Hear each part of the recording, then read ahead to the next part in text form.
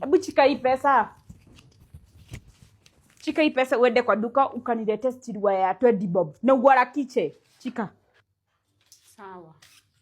Mtu tu haizi tulia kwa hii nyumba, lazima apewe makazi. Mom. Ndio hii mom. Wekelea hapo.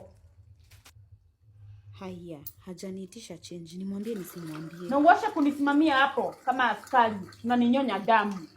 Sawa mama. Miujiza amesahau. Yes.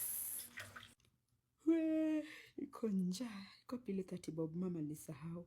Na kama haniitishi, mimi nasikia kana anaweza ikula kwanza venye niko njaa. Acha nimnyamaze, asiponiitisha ndatumia.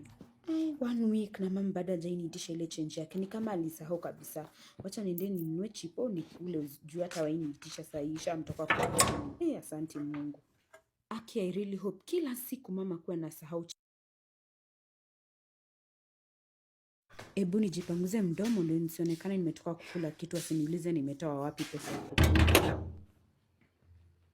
Keti, na kwa ile pesa ilibaki wakati nilikutuma steel wire, ebu enda kwa soko niletee nyanya ya 20 na kitunguu ya 10. Nataka kupika sapa mapema leo.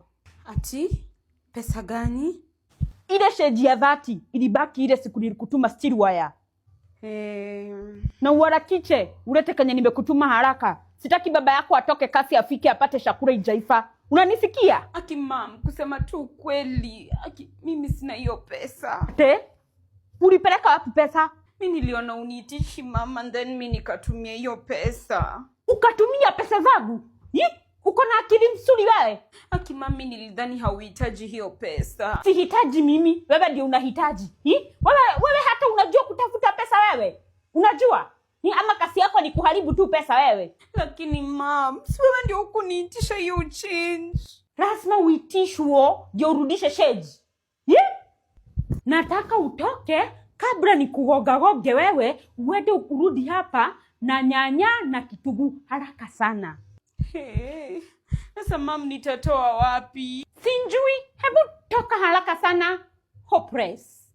Mamo, hata hauna aibu. Sasa Mungu wangu, nitatoa wapi pesa ya nyanya na kitunguu? Sasa mbona nilitumia?